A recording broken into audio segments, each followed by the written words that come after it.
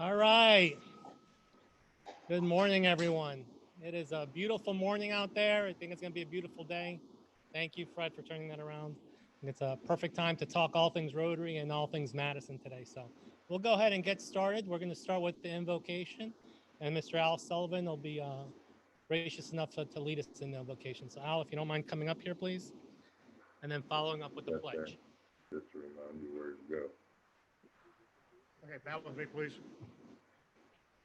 Holy Father, we come to you this morning humbly, thanking you for all that you do in our lives on a daily basis. Lord, our country is in a bit of a divide, both politically, racially, in a number of ways.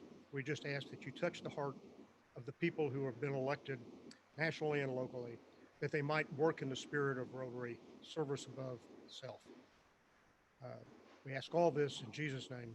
Amen. Okay, now, raise the flag.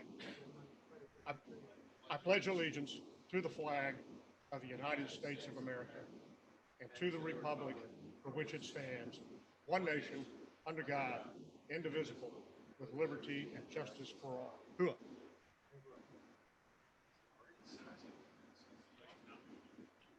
Yeah, that's one of my first. All right. Thank you, Al. So one of my first notes is here is zoom your or mute your microphones if you can on the Zoom side. So I think we have an open mic or two on there. Okay. Mr. Drake at Arts House or Bill, if you can figure out a way to mute. I think it might be on your iPad or your phone. You have an open mic on there. All right. I think we got it. All right. We'll go ahead and start with introduction of guests or visiting Rotarians. Of course, we have the mayor here who's going to give us the Madison update, and he'll be up here in just a couple of minutes. I see a lot of familiar faces in this room. On the Zoom side, do we have any guests that are non-Rotarians? Looking good, Art? Or looking good, Fred? Okay. Do we have any visiting Rotarians from outside clubs, outside of our morning or our evening club? It looks like it's all family today. So we'll go ahead and move on to announcements, brags, anything good happening in the community or anything good that we've been involved in the community. Anybody have any brags, announcements they want to make? Dr. Davis, good morning. How are you? Okay, we got Carrie. You want to come up, Carrie? Or thank you.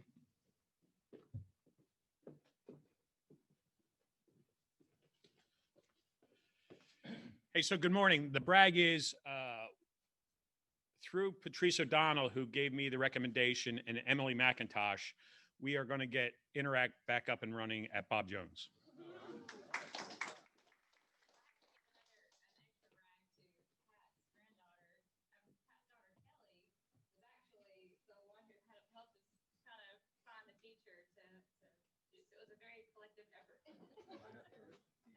Fantastic. We have a lot of tentacles out there, so, and we didn't even have to push Dr. Nichols to kind of help us on that one. We did it without his help. So, yeah, Emily said that that it was Pat's granddaughter, right, daughter, that kind of helped make that connection as well. And I think there's another. Emily, isn't your son? Yeah. And Pat's grandson also wanted to be an officer. And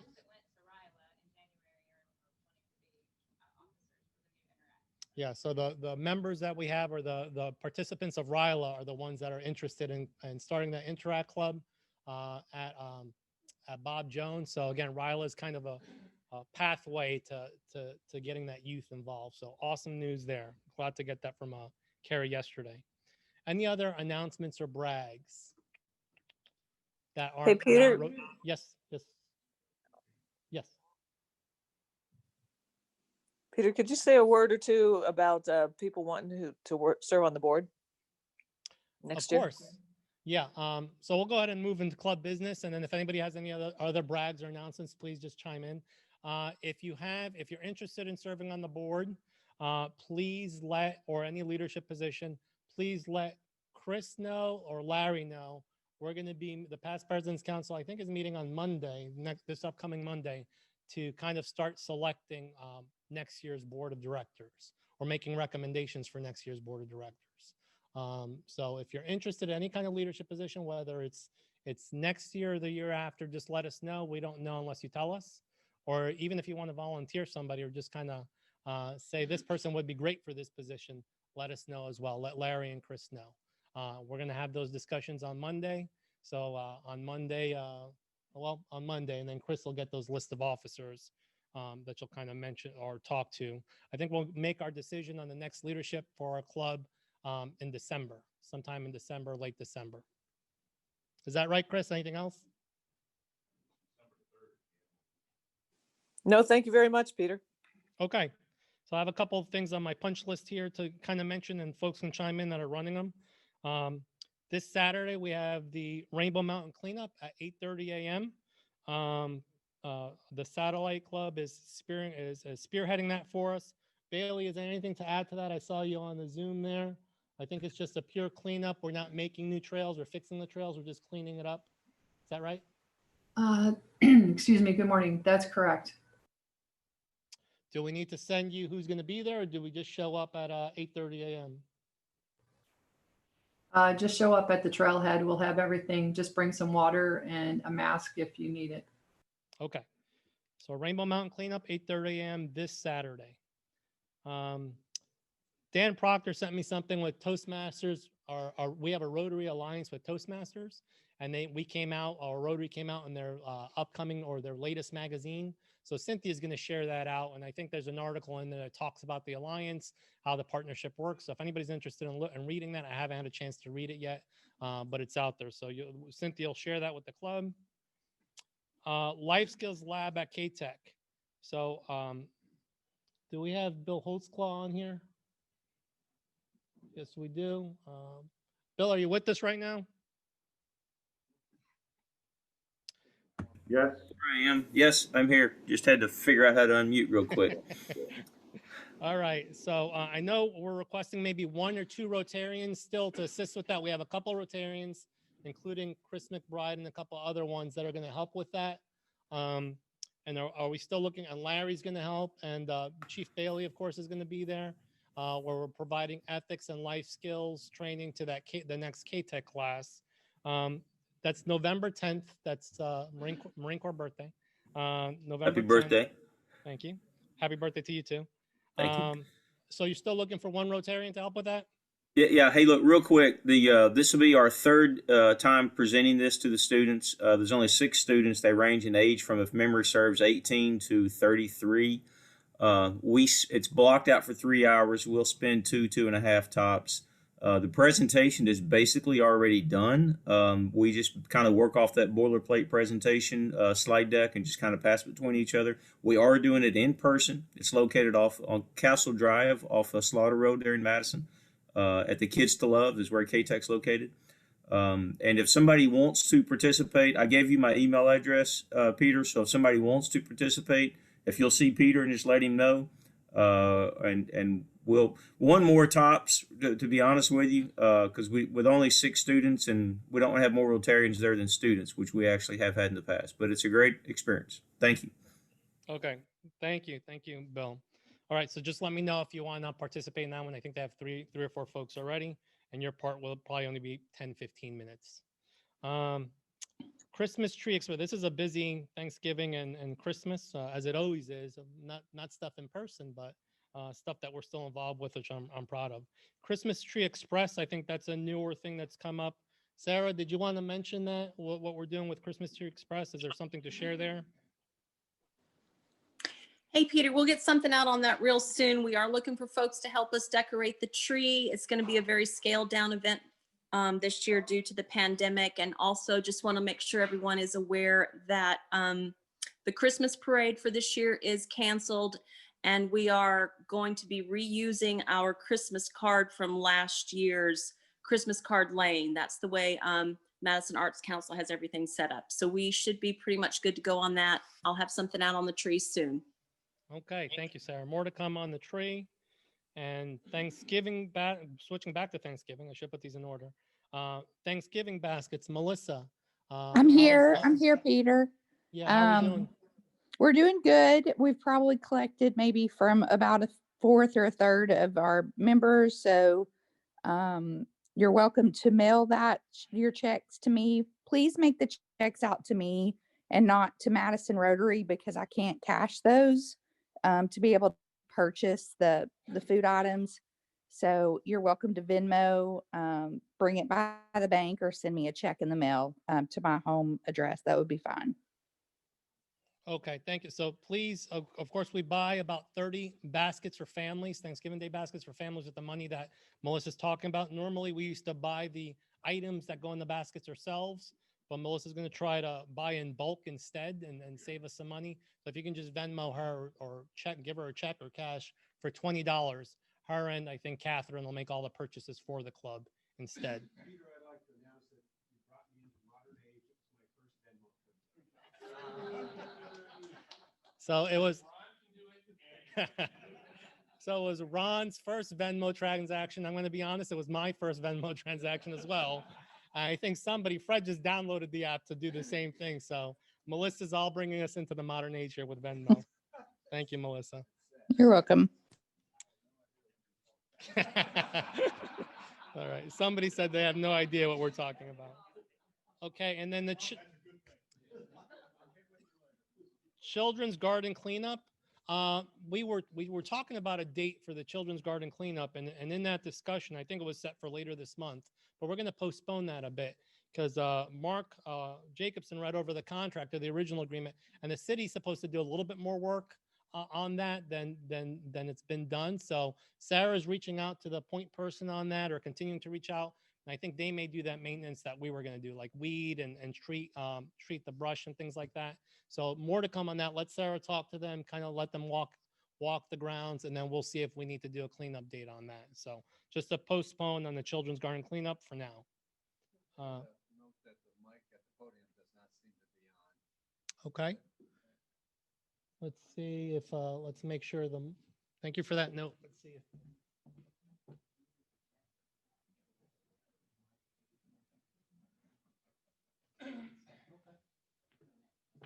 Can you folks, can somebody hear me? Cynthia, give me a thumbs up if you can hear me. Okay. Okay. Maybe somebody's volume is down a little bit. Okay. So that's one more note. RLI, Mark Jacobson is taking RLI 3. Eric, I know you've taken RLI. Did you finish all your RLI? Okay. Eric's graduated from RLI. So there's a way to go into DAC-DB. Of course, that's Rotary Leadership Institute. And do all those things that Bob Barnes was talking about. So if you're interested in Rotary Leadership Institute, there's a level 3 or a class 3 coming up pretty soon for another 2 Saturdays to finish that. So just look on there, let me know. I'll kind of point you in the right direction. But if you're interested in that, just look on DAC-DB. Okay. That's all the club business I had on my list. Anybody have anything else on club business? Hey, Peter, I was a few minutes late coming in. Did you already mention the hospital, the presentation? No, I'll do that in about a second, Larry. And you can chime in. Thank you. Okay, Fred, if you don't mind pulling up my slides, and we'll get to the mayor here in just a second. All right, man of the hour, Mayor Finley. Okay, so speaking of what Larry mentioned, we yesterday made our check presentation to Madison Hospital.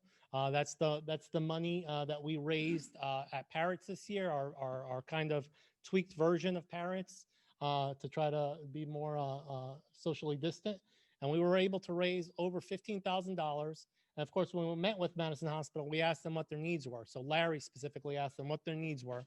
So I just want to make sure Larry's getting the kudos, because if it wasn't for him making this connection, I don't know what we would have done or where that money would have gone. So thank you, Larry.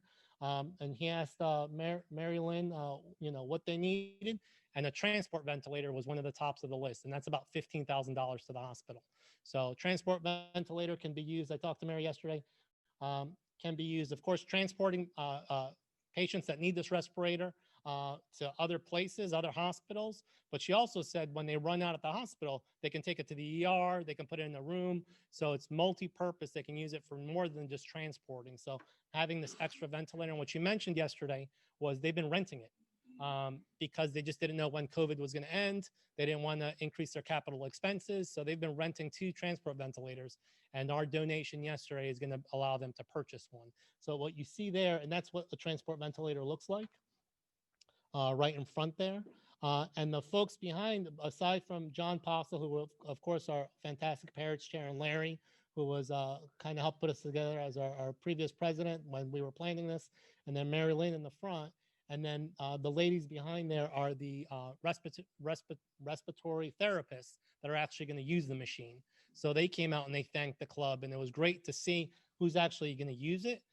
They were very appreciative. So proud moment for the club yesterday, giving them that $15,000 check. And the good thing is we didn't even actually give them a check. We just took this nice picture and we get to keep that money. Actually, Bob is going to send them that check, I think, today or tomorrow. So if you see anybody at the hospital, Venmo. Bob is going to Venmo that $15,000 to the hospital. Okay. So Larry, did you have anything to add, or John Postle, did I miss anything about that proud moment for the club yesterday? No, I would just point out that, watch the Madison Record's going to run an article on it. Catherine's got the information. You're going to see some things come out on social media. I think it's very important that we close the loop. This is money we raise from our community for a specific purpose.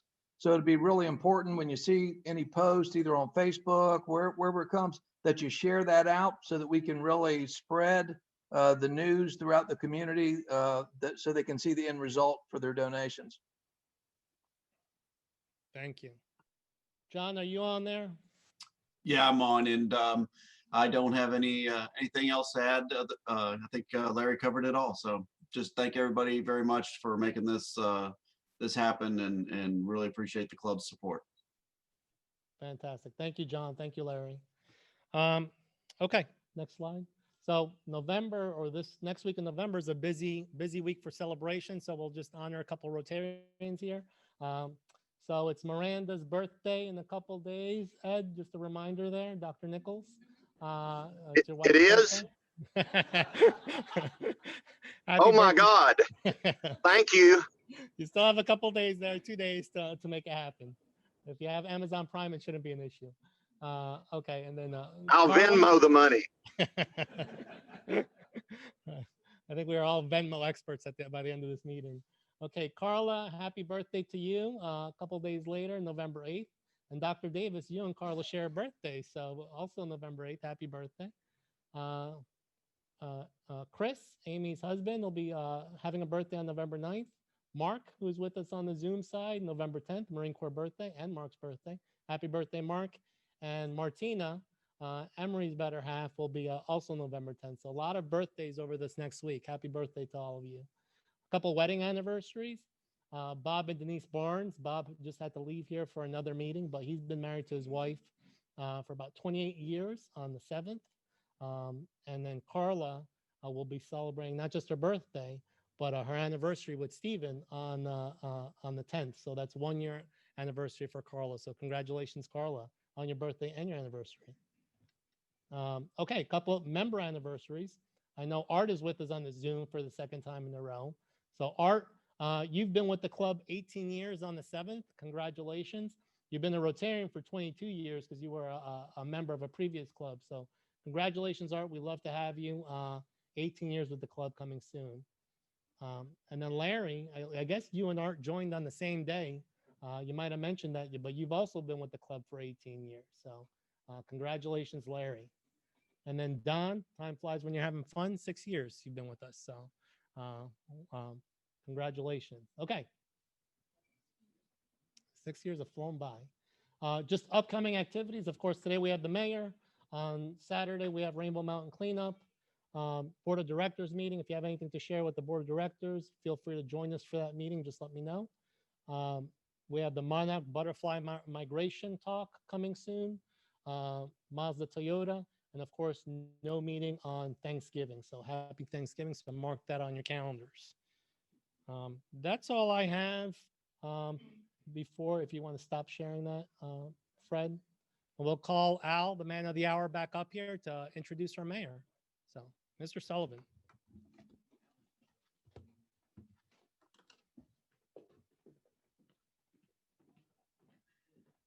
Well, it's been noted previously, Mayor Paul Finley is with us this morning. He really needs no introduction, but all of us have been affected by COVID.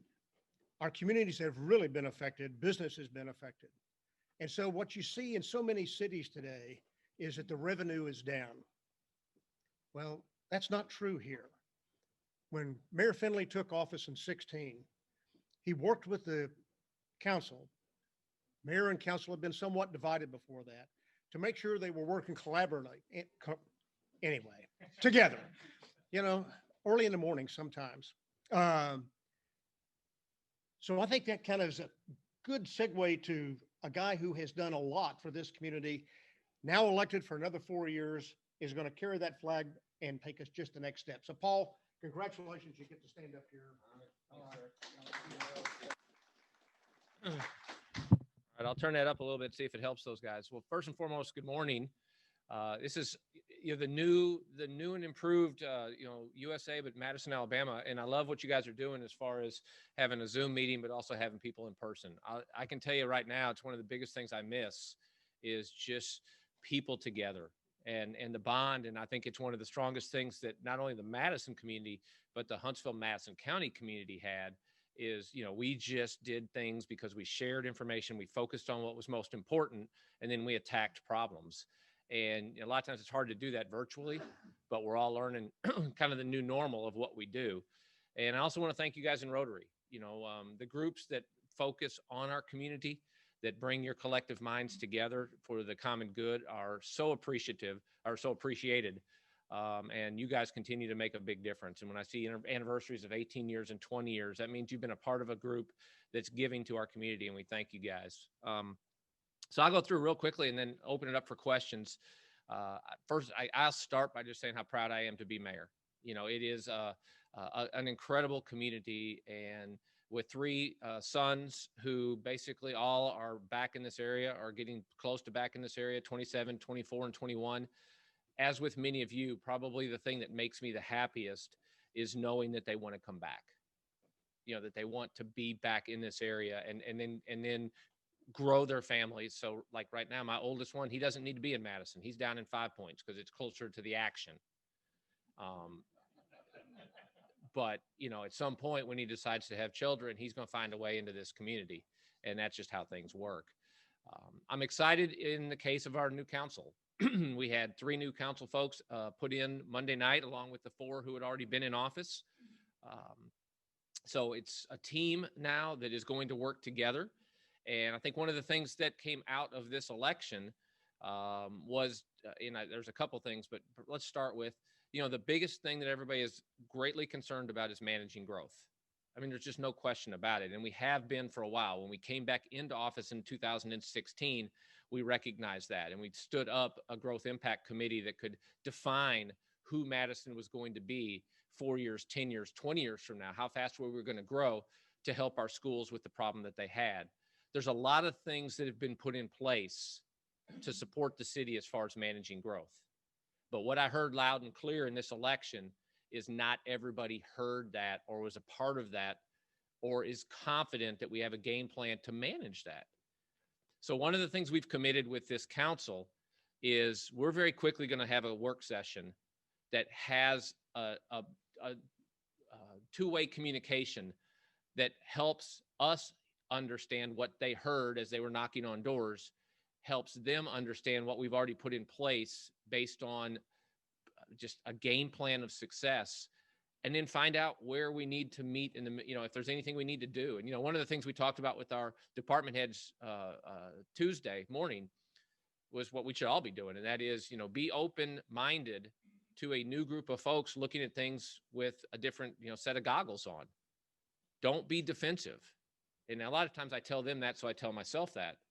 Don't be defensive. If they can come in and find a way to save us money, make us money, or do something more efficiently, we're going to work loud and we're going to work with them to accomplish it. Why wouldn't we want to do that? And I think that's what's been done for years and years and years as we talk about managing the city for the growth that it's a wonderful problem to have, and we're going to manage it. The second part that came out of that is transparency.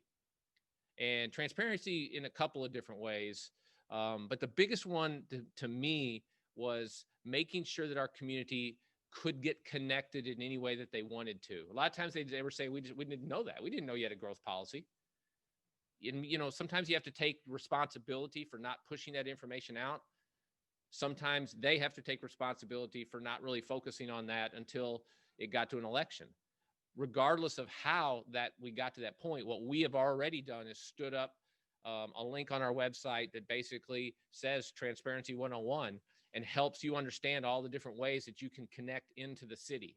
You know, it's we'll send you the meeting minutes. We'll send you the meeting agendas. If Palmer Park changes from open to closed at 3:30 on a Tuesday afternoon, you can sign up to get a notification that tells you that on your phone that says you don't have to rush out of your meeting to pick your kid up at extended day to get them to a 5:30 soccer game.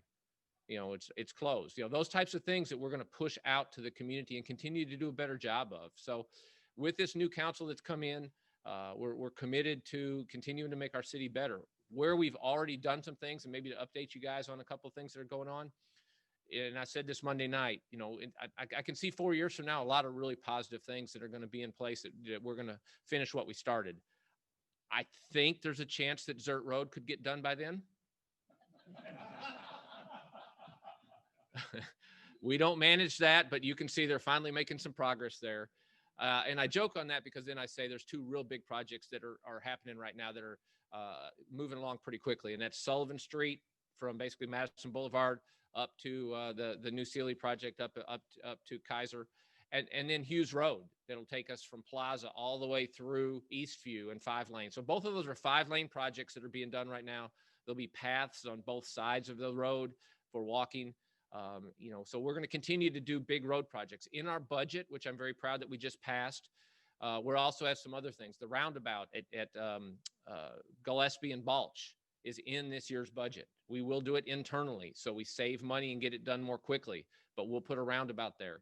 Repaving on Madison Boulevard, repaving on Westchester. There's a project over by the driving range over in town Madison where we're going to redo some of that infrastructure over there and try to get ahead of the game with some of the folks that are coming that way. You know, roads were important when we came in 2008. There were 2012, 16, 20. We're constantly going to be continuing to add lanes and throughput at our intersections with roads. Schools, you know, one of the other biggest things that ties together with roads is the new middle school and the infrastructure that we were able to work with Dr. Nichols and his team, because one of the things that has always frustrated Madison is how badly we gum up in the morning and in the evening when it comes to school traffic. All of our schools on the main roads, all of them slow everything down. Well, in this case, putting the new middle school down on Celtic, there was no real good way to get through Madison from the north to the south. So we've worked with Dr. Nichols.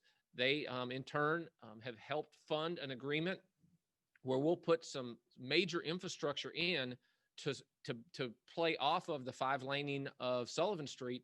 I think we're going to find that getting to this new middle school is going to be a lot easier than might have been. And I applaud him and his team for supporting us in the city. We'll take the responsibility of getting it done, but we'll do it together. And when that new middle school comes and opens in 2022, I think we're going to make it safer and more effective for cars to get there in and out. In addition to that, a new project that's going on right now, we've talked about it before, is the Home Place Park project. So the park that's in between where the new apartments are going on up in historic downtown Madison and the football stadium, there's a park in there. It's going to be turned into, there'll be an amphitheater there. There will be sloped seating for about 700 people. So it's going to be something that from a community standpoint, not only can we use it for concerts in the park, the schools can use it for the different things that they want to do. And then you tie together where the Sealy project in, which is about 190 livable units, but also about 12,000 square feet of retail and commercial space. You know, you're going to start seeing that thriving area in historic downtown Madison. And so then if I go a little bit north, you know, Short Street is being done right now along with the Sealy project. We finished Martin, we've done Main Street. So you're starting to see historic downtown Madison turn into something that, you know, in my mind, I've always said 4 years from now, I'd love to see it be like a little mini Franklin, Tennessee, where there's just a way for everybody to walk and shop and eat and enjoy. And hopefully we're going to continue to get there. From a budget standpoint, one of the other things that to me is critical is as a mayor and council, we were able to make sure our employees received a step increase again this year. That's one of the things that in city government, when I first came in 2008, after about a year, we recognized we're just not going to be able to do that. And we went for 3 or 4 years, maybe 5, without a step increase. That hurt city employees. That did not help them. The good news is because we started building the tax base, we started being able to give those. This will be the 4th year in a row we were able to give a step increase. And I will say City Hall was not closed a day when it came to the pandemic. Our guys stepped up. We're not the most innovative group in City Hall, but they came up with some wonderful ways to keep City Hall open, make it safe, do things that made a difference for our community. One of which was a virtual driving school. Driving schools were critical for people a lot of times to get points taken off so it minimized their insurance, to keep licenses. Well, if you can't have driving schools, you got a big problem. They found a way to do it virtually, which seems to be even better than how it was set up before. And so we're finding ways to do things that are innovative. Our team worked hard and we're able to give them a step increase. We also went from tier 2 to tier 1 for benefits, which are retiree benefits, which is kind of down in the weeds, but it's important. And then our insurance this year will not increase for city employees. So being a municipal employee has its benefits at times. One thing in talking about that, we've also challenged them because it is not acceptable from a city standpoint to just have a status quo. We talk about Venmo, but the reality of it is the world's changing and we need to change with it in every way we can to make it easier and better for our citizens. And so we're working hard to do that. I go back to, I learned Venmo about 3 years ago because a house that one of my boys was in that we had when one of the other kids moved in and wanted to pay his rent, Tanner said, well, Dad, how does Malik pay you? And I said, well, you can write me a check. He doesn't have any checks. Okay. How would you get money from Malik? He said, he'd just Venmo me. I put that puppy in place. It's money by mail now. It just comes in, and so those types of things that we can do as a community. Not only just using that as an example, we're going to do in City Hall and continue to work hard. Another thing that's really neat that Mark Jacobson has been leading is when we were able to purchase the Three Springs facility. We now have 30,000 square feet of space, 30 acres of property. And so we've been doing contracted a group out to help us do basically a survey on what the community wants, and then a game plan on a phase 1 of how to turn that into a community center that houses our senior center. The senior center, great for years and years and years, but it can no longer simply be a place where we come and eat and play bingo and go home. It's too much of an active community. And so we're going to turn it into that while also housing a lot of the core not businesses, but organizations that can help make a difference in the city of Madison. Places like Wellstone, places like the Enrichment Center will have office space there where synergistically they can work together to try to make a difference for the community. The American Legion would have the whole thing if we gave Larry Vinoy a chance. But I think in this case, we'll have a couple of rooms and some ability to move and grow. And so groups that are making a difference for our community, we want to have a house for, and we're going to have a place for them there. So we have a phase 1. We kind of have some funding for it in place. And then I'll say from a budget standpoint, and Al made a point, our budget, we were up about 13.5% from a sales tax revenue standpoint last year for the entire year. A couple of different things that help us there. Internet sales tax was one. Madison has benefited in a big way right now because of the internet. The state of Alabama gets the money in and then distributes it accordingly. And a lot of it comes via zip code. So where we sometimes don't have the shops that we have in core Madison, when you buy it from Madison, you benefit in a little bit bigger way. We've seen some dramatic increases in internet sales tax. Building materials, a separate tax, but still rolls up into those numbers. Still a lot of building going on in the city of Madison, a lot of it commercial and retail, which helps our city. So city budget looks really good. We'll have about a $17 million savings account at the end. So there's a fund balance at the end of the year. We've planned to have a pretty good amount in there just in case, which leads me to the last part, and then I'll open it up for questions. Town Madison and the baseball stadium. We planned for that. We had it set up for that, and COVID hit and just shut everything down. So disappointing in so many different ways, but you then turn around and say, well, how do we make the best out of a situation that isn't as good as it could be? One of the 5 ways that we receive revenue from Ball Corps, the team that rents the stadium from us, is through non-baseball events. So any event that was not a game was considered a non-baseball event. Everything from, movie night to a wedding. And now you're going to see the Christmas show that's there in the parking lot over the Christmas holidays. And the good news for Madison is with Ball Corps, you take the total number, you take all of the sales less the expenses. There's a net number, and we split each event with Ball Corps 50-50.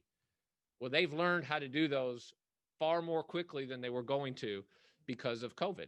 And they have secured double what we thought we'd get from them after even year 2 or 3 this year alone. So you tie that together with the naming rights money, with the rental money, we're guaranteed $1 million this year. They're going to be in a pretty good position to get close to that. The city will work with them like we need to with any organization because they'll still owe us that money. We're just going to help make sure that we get it in a way that keeps them going. So baseball, again, we were told by General Perna when he left here, since he's the guru of vaccines and distributing those vaccines, you will have a vaccine. I will be back to watch the Trash Pandas. So I'm going to take him at his word. He's a general and I'm scared to death of him, but I'm still going to believe that he's going to do that. So, and then Town Madison, the neat thing about that is some of the stuff that's been put on hold, we absolutely in the last week or so are having, meetings again with the margarita folks where, they held off, but now you're starting to see the groups come back and say, okay, we're ready to go. This is starting, we can see it starting to turn. The restaurants that are over there are starting to hit, 2 and 3 at a time on our planning commission meeting. And so we see Town Madison growing where we want it to grow. The last thing we've got to work from as a city standpoint is getting the interchange open. And we're only as good as the developer in some instances there. And that has been everything that we can handle, but we'll continue to work on that to make sure that we get that open and that investment that the city made pays off. So I say all that, it's kind of a quick run through the city. Financially, I think we're strong right now and focused. We're maximizing the dollars that you guys give us and stretching them as far as we can. We're focused on being more innovative, more efficient, and listening and learning to anything else that we can possibly do to help manage growth. But I can tell you, we've given the numbers to Dr. Nichols and talking with him, yes, it may come a little bit faster than we might have thought, but we all know what the build out's going to be based on managing our growth policy. And if we follow what we're doing over here, he should be in good shape on the other side over there. And together, we'll just keep managing this city in the best way we can. So with that said, I'm going to shut up for a minute and let anybody who wants to ask a question, ask one. I'll try to answer it. Yes, sir, Ron. What's the current build-out population projection and date? So Ron's question is, what's the current build-out projection and date? Somewhere in the 72,000 range. That was, at one point they were talking 2040. We think that'll come a little bit earlier, maybe 2035. But right now, if we stayed with the growth plan, there was 3 different possibilities, which the first one was no growth, no additional growth whatsoever. The third one was just do whatever you want to. We're in between managing it, stretching it out, but probably by 2035, about 72,000. Here. So Publix moved over to Cliff Farm, Mm-hmm. and that shopping center that Publix is now, is the city working with that property owner to figure out how to bring other business, because pretty much it's T-Mobile in there and Staples and nothing else. Sure. So the question was, Publix has moved from its Madison location on Highway 72 over to Cliff Farm. Cliff Farm, and just to make sure everybody, Cliff Farm is in the county, in Madison County, so we lose that tax revenue. Everybody says, is it coming into Madison? Right now, no. And I can tell you that the only way it will come into Madison is if it made financial sense to do that, both on the retail and the residential side. They would, when they are ready to ask the city, would you allow us to come into Madison? Because that's what it basically amounts to, is they have to bring us a plan for the entire development, at which point we've got money set aside to do a full financial analysis on that to determine if it makes sense or not. So the question is, Publix has left that shopping center, which leaves that shopping center with almost nothing there. yes, it is one of the 2 or 3 primary areas that we have a consultant working on. A lot of these shows that have happened that you used to go to International Shopping Center Conference, they just haven't had those. So we have a consultant that's working, and that is one of the 3 main areas that we're focused on, is filling that shopping center back up with businesses of quality that help us. So yes, it is definitely something we're looking at. A follow-up to that, sir, is for some reason I was under the impression that Huntsville had eyes on that retail strip. You're saying that's not the case. It's still county. Okay, so the question is on Cliff Farm, that does Huntsville have eyes on the business side, the retail side? The answer is hell yes. I mean, just they've had eyes on that for 20 years. The reality of that, though, is Mr. Breland has to make a decision on what he does. He's building it in the county right now, so nobody from Madison or Huntsville is getting any of the benefit of building materials tax. It's just all being done in the county, which they don't get taxed for. They get property tax. Huntsville would love to have it, but there's not a whole lot that they can offer for it. Then it comes to the reality. I mean, let's talk the reality. The housing aspect of it is where the money is for Mr. Breland. It's also where the pain is for us as a city. And so, for us to take those kids, it has to be some sort of huge financial benefit for us on the front end, or it doesn't make any sense. Right now, those kids are slated to go to Sparkman. They can sell houses and go to Sparkman. They can still do that. To go into Huntsville, to move all that property into Huntsville doesn't make sense. And I'll just say it's scholastically, it's just not the best investment that a developer could make to then sell houses. Because if you put the hierarchy of, it's going to be Madison, Madison County, and Huntsville. So yes, they have eyes on the sales tax revenue, but it most likely will not go there just because there's no benefit to the developer. Where's the sales tax going today? The 5.5 cents that's collected. So where's the sales tax today? The 5.5 cents that's collected gets its normal distribution through the county, but there's no tax on top of that. You pay 5.5 cent sales tax right there. So anybody who's watching, don't go to Madison's Publix. Don't save your $3 on your $100 that you spent. Come and put your money back into Madison. So if you have a choice, Highway 72, the Walmart up there is Huntsville. The Publix up there is the county. Find Madison and then, shop locally. You better talk to Chick-fil-A then. Chick-fil-A's moving there, at least right now. They're talking. Do they keep their store? Do they have 2 stores? Just move 1 store? A lot of it goes back to, I think we control what we can control, and we can't. For years, Chick-fil-A's tried to buy the land behind them so they could extend their drive-through. The guy's price is just ludicrous. So he had to make a business decision, and he made a business decision. So I hate that, but it's one of those where that's a pretty good revenue source, and I think we all should take efficiency lessons from them. But yeah, that'll be something we got to look at. Yes, ma'am. At one time, we had heard there was a Chick-fil-A going in over around 20 on the other side of the city. Is there anything to that? Yeah, the question is there a Chick-fil-A going on the south side of town? We've heard the same thing, that there's a lot of discussion down there. I don't think I've heard that there's anything solidified down there right now. Yeah, I know the Zert Road side of town, Madison, they've pretty much sold every one of those outlots right now, everything from Outback to Starbucks to, so that whole thing is within 6-9 months going to be in place. But I have not heard Chick-fil-A is named another place other than the one up on 72. And I'm asked all the time by my oldest son because that's the one thing I still owe him. So, yeah. Anybody else? All right, guys. Well, wait a minute. I have a question. Hey, I've been holding off this whole time, so hush. What happened to the impact fees? I never got the full rundown on what happened there. Mark said we couldn't have them.